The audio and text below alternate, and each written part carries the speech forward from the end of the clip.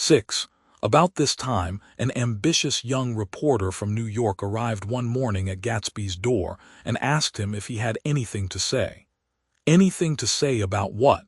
inquired Gatsby politely. "Why, any statement to give out." It transpired after a confused 5 minutes that the man had heard Gatsby's name around his office in a connection which he either wouldn't reveal or didn't fully understand. This was his day off, and with laudable initiative he had hurried out to see. It was a random shot, and yet the reporter's instinct was right. Gatsby's notoriety, spread about by the hundreds who had accepted his hospitality and so become authorities upon his past, had increased all summer until he fell just short of being news. Contemporary legends such as the underground pipeline to Canada attached themselves to him, and there was one persistent story that he didn't live in a house at all, but in a boat that looked like a house and was moved secretly up and down the Long Island shore. Just why these inventions were a source of satisfaction to James Gatz of North Dakota isn't easy to say. James Gatz, that was really, or at least legally, his name. He had changed it at the age of 17, and at the specific moment that witnessed the beginning of his career, when he saw Dan Cody's yacht drop anchor over the most insidious flat on Lake Superior. It was James Gatz who had been loafing along the beach that afternoon in a torn green jersey and a pair of canvas pants, but it was already Jay Gatsby who borrowed a rowboat, pulled out to the Tuolumne, and informed Cody that a wind might catch him and break him up in half an hour. I suppose he'd had the name ready for a long time, even then. His parents were shiftless and unsuccessful farm people. His imagination had never really accepted them as his parents at all.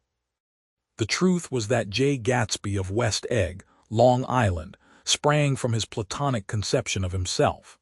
He was a son of God, a phrase which, if it means anything, means just that, and he must be about his father's business, the service of a vast, vulgar, and meretricious beauty.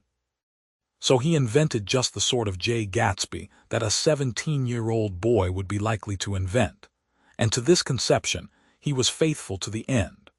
For over a year he had been beating his way along the south shore of Lake Superior as a clam digger and a salmon fisher, or in any other capacity that brought him food and bed.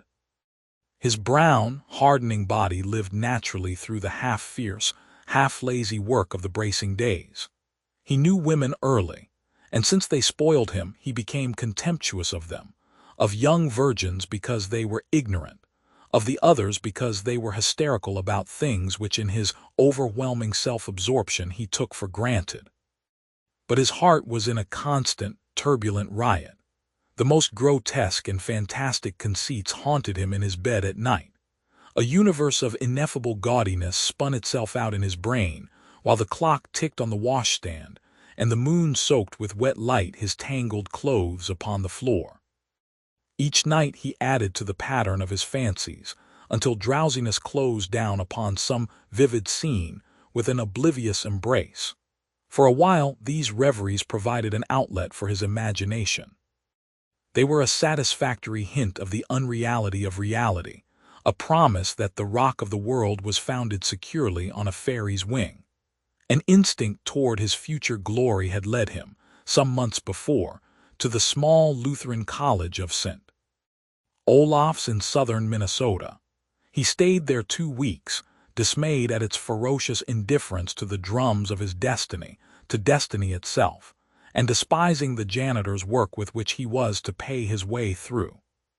Then he drifted back to Lake Superior, and he was still searching for something to do on the day that Dan Cody's yacht dropped anchor in the shallows alongshore.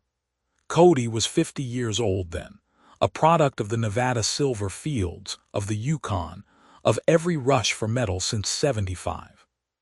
The transactions in Montana copper that made him many times a millionaire found him physically robust, but on the verge of soft-mindedness. And suspecting this, an infinite number of women tried to separate him from his money. The none too savory ramifications by which Ella Kay, the newspaper woman, played Madame de Maintenon to his weakness, and sent him to sea in a yacht, were common property of the turgid journalism in 1902. He had been coasting along all too hospitable shores for 5 years when he turned up as James Gats's destiny in Little Girl Bay. To young Gats, resting on his oars and looking up at the railed deck, that yacht represented all the beauty and glamour in the world. I suppose he smiled at Cody. He had probably discovered that people liked him when he smiled. At any rate, Cody asked him a few questions. One of them elicited the brand new name, and found that he was quick and extravagantly ambitious. A few days later, he took him to Duluth and bought him a blue coat, 6 pairs of white duck trousers, and a yachting cap. And when the Tuolumne left for the West Indies and the Barbary Coast, Gatsby left too. He was employed in a vague personal capacity. While he remained with Cody, he was in turn steward, mate, skipper, secretary, and even jailer. For Dan Cody sober knew what lavish doings Dan Cody drunk might soon be about, and he provided for such contingencies by reposing more and more trust in Gatsby.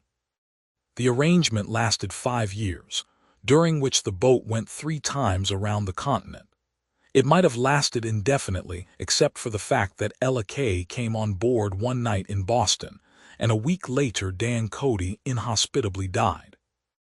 I remember the portrait of him up in Gatsby's bedroom, a gray, florid man with a hard, empty face, the pioneer debauchee, who during one phase of American life brought back to the eastern seaboard the savage violence of the frontier brothel and saloon.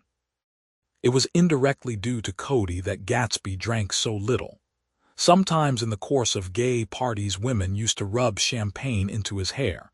For himself, he formed the habit of letting liquor alone. And it was from Cody that he inherited money, a legacy of $25,000. He didn't get it.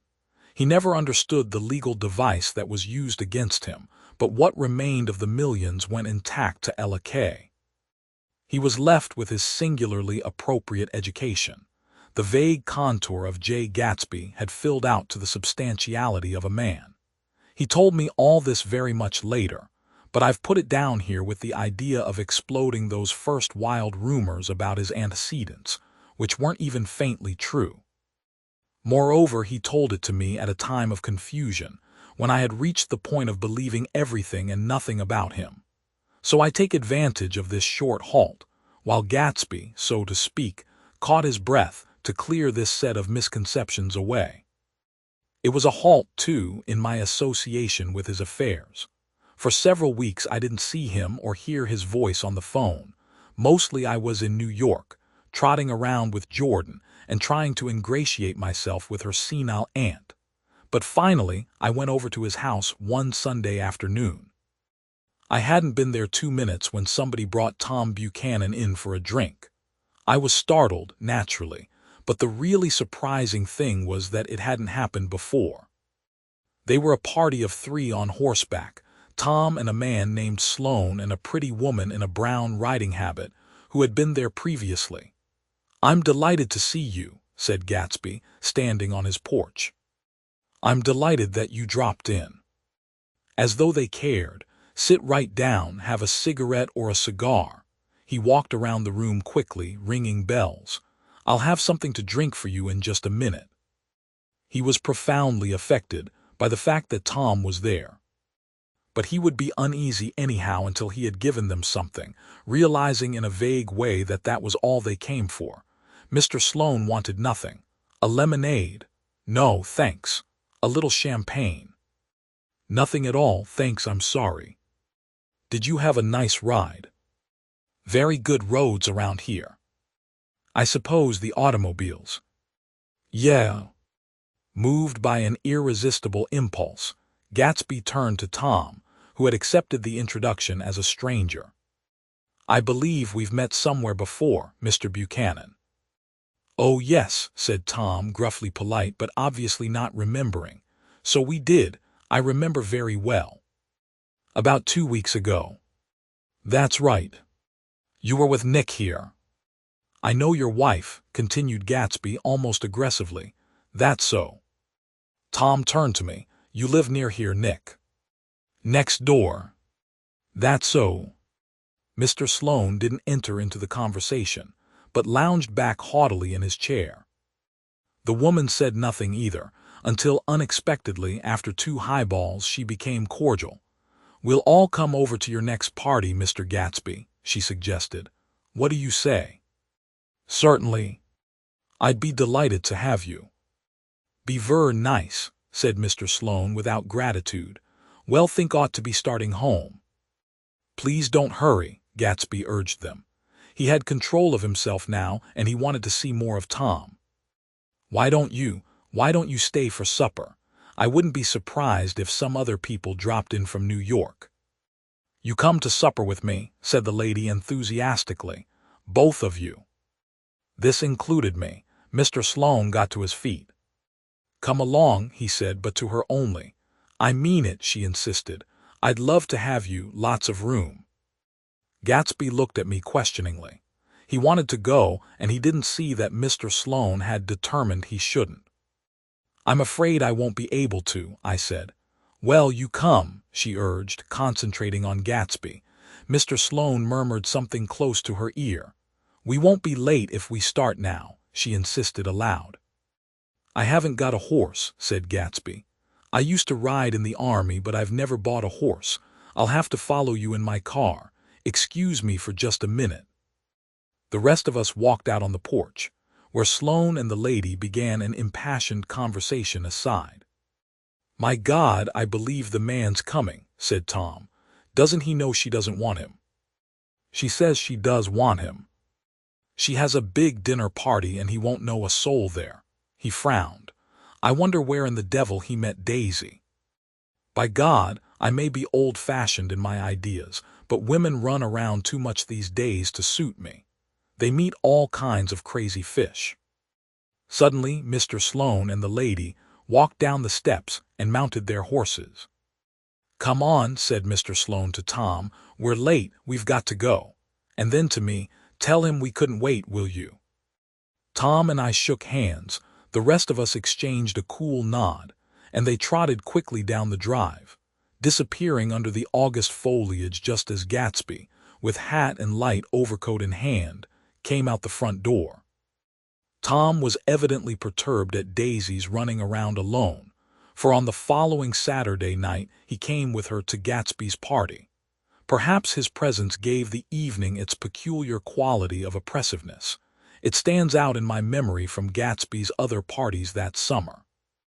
There were the same people, or at least the same sort of people, the same profusion of champagne, the same many-colored, many-keyed commotion. But I felt an unpleasantness in the air, a pervading harshness that hadn't been there before. Or perhaps I had merely grown used to it, grown to accept West Egg as a world complete in itself, with its own standards and its own great figures, second to nothing because it had no consciousness of being so, and now I was looking at it again, through Daisy's eyes. It is invariably saddening to look through new eyes at things upon which you have expended your own powers of adjustment. They arrived at twilight, and as we strolled out among the sparkling hundreds, Daisy's voice was playing murmurous tricks in her throat. "These things excite me so," she whispered. "If you want to kiss me any time during the evening, Nick, just let me know and I'll be glad to arrange it for you. Just mention my name, or present a green card." "I'm giving out green."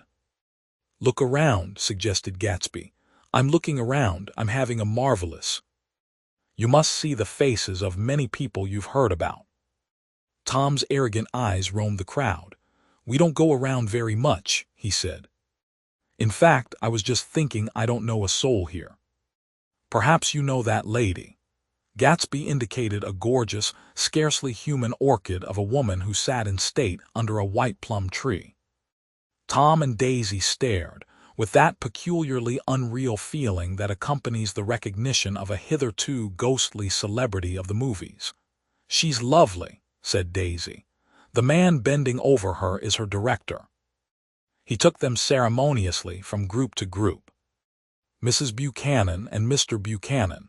After an instant's hesitation he added, "The polo player."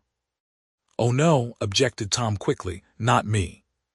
But evidently, the sound of it pleased Gatsby, for Tom remained, the polo player, for the rest of the evening. "I've never met so many celebrities," Daisy exclaimed.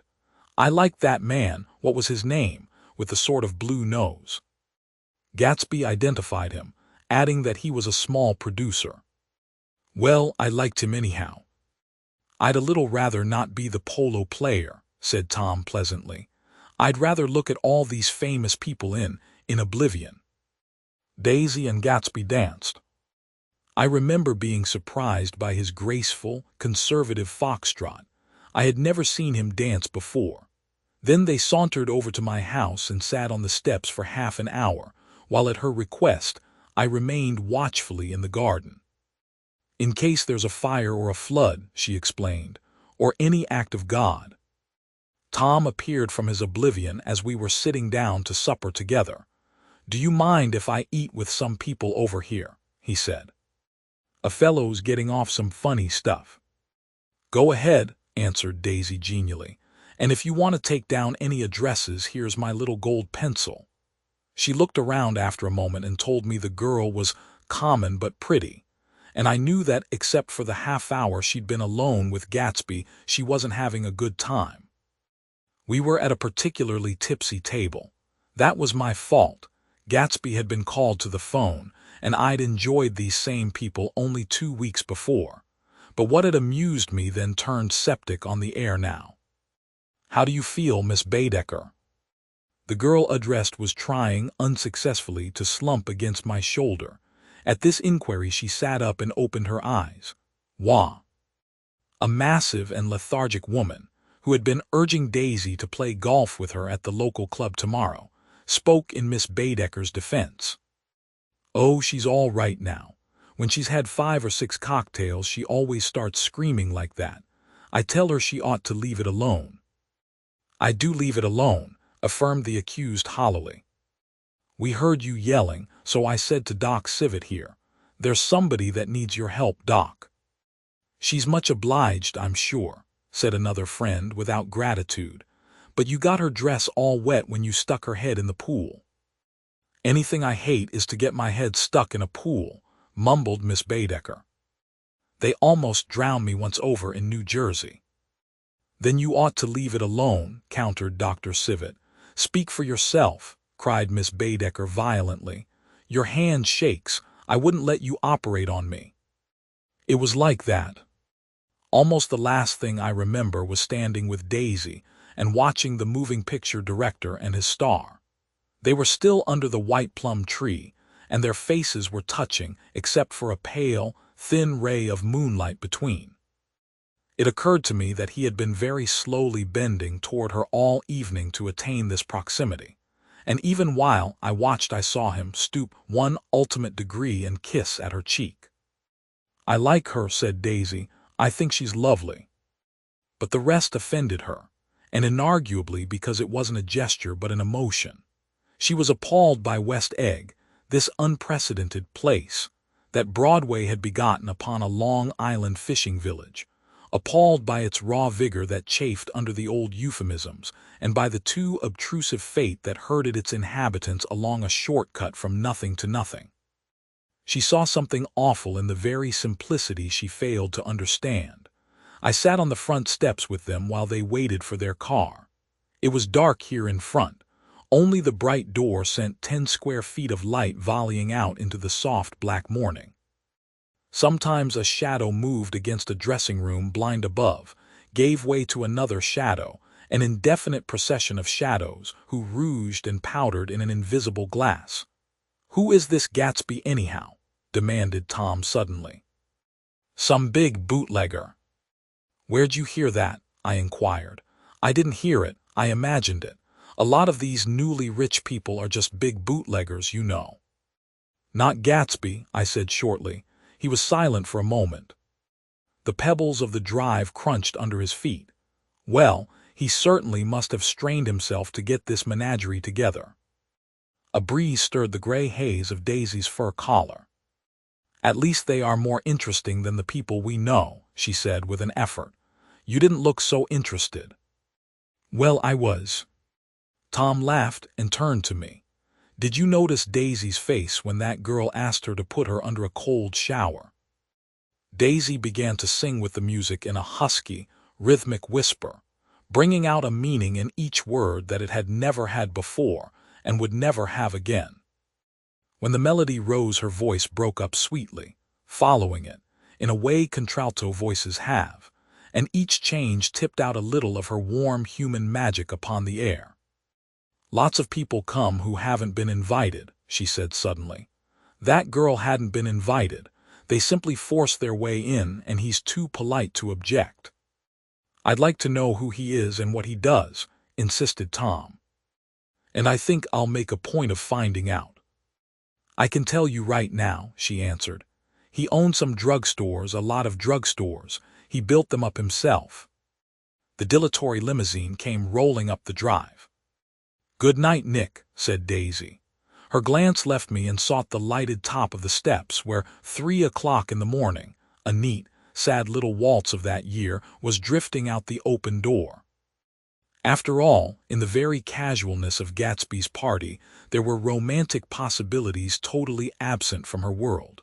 What was it up there in the song that seemed to be calling her back inside? What would happen now in the dim, incalculable hours? Perhaps some unbelievable guest would arrive, a person infinitely rare and to be marveled at, some authentically radiant young girl who, with one fresh glance at Gatsby, one moment of magical encounter, would blot out those 5 years of unwavering devotion. I stayed late that night. Gatsby asked me to wait until he was free, and I lingered in the garden until the inevitable swimming party had run up, chilled and exalted, from the black beach, until the lights were extinguished in the guest rooms overhead. When he came down the steps at last, the tanned skin was drawn unusually tight on his face, and his eyes were bright and tired. She didn't like it, he said immediately. Of course she did. She didn't like it, he insisted. She didn't have a good time. He was silent, and I guessed at his unutterable depression. I feel far away from her, he said. It's hard to make her understand. You mean about the dance? The dance? He dismissed all the dances he had given with a snap of his fingers. Old sport, the dance is unimportant. He wanted nothing less of Daisy than that she should go to Tom and say, I never loved you. After she had obliterated 4 years with that sentence, they could decide upon the more practical measures to be taken. One of them was that, after she was free, they were to go back to Louisville and be married from her house, just as if it were 5 years ago. And she doesn't understand, he said. She used to be able to understand. We'd sit for hours. He broke off and began to walk up and down a desolate path of fruit rinds and discarded favors and crushed flowers. I wouldn't ask too much of her, I ventured. You can't repeat the past. Can't repeat the past, he cried incredulously. Why, of course you can. He looked around him wildly, as if the past were lurking here in the shadow of his house, just out of reach of his hand. I'm going to fix everything just the way it was before, he said, nodding determinedly. She'll see. He talked a lot about the past, and I gathered that he wanted to recover something, some idea of himself perhaps, that had gone into loving Daisy. His life had been confused and disordered since then, but if he could once return to a certain starting place and go over it all slowly, he could find out what that thing was. One autumn night, 5 years before, they had been walking down the street when the leaves were falling, and they came to a place where there were no trees and the sidewalk was white with moonlight. They stopped here and turned toward each other. Now it was a cool night with that mysterious excitement in it which comes at the 2 changes of the year. The quiet lights in the houses were humming out into the darkness, and there was a stir and bustle among the stars. Out of the corner of his eye, Gatsby saw that the blocks of the sidewalks really formed a ladder and mounted to a secret place above the trees. He could climb to it, if he climbed alone, and once there he could suck on the pap of life, gulp down the incomparable milk of wonder. His heart beat faster as Daisy's white face came up to his own. He knew that when he kissed this girl, and forever wed his unutterable visions to her perishable breath, his mind would never romp again like the mind of God. So he waited, listening for a moment longer to the tuning fork that had been struck upon a star. Then he kissed her. At his lips, touch she blossomed for him like a flower, and the incarnation was complete. Through all he said, even through his appalling sentimentality, I was reminded of something. An elusive rhythm, a fragment of lost words that I had heard somewhere a long time ago. For a moment, a phrase tried to take shape in my mouth, and my lips parted like a dumb man's, as though there was more struggling upon them than a wisp of startled air. But they made no sound, and what I had almost remembered was uncommunicable forever.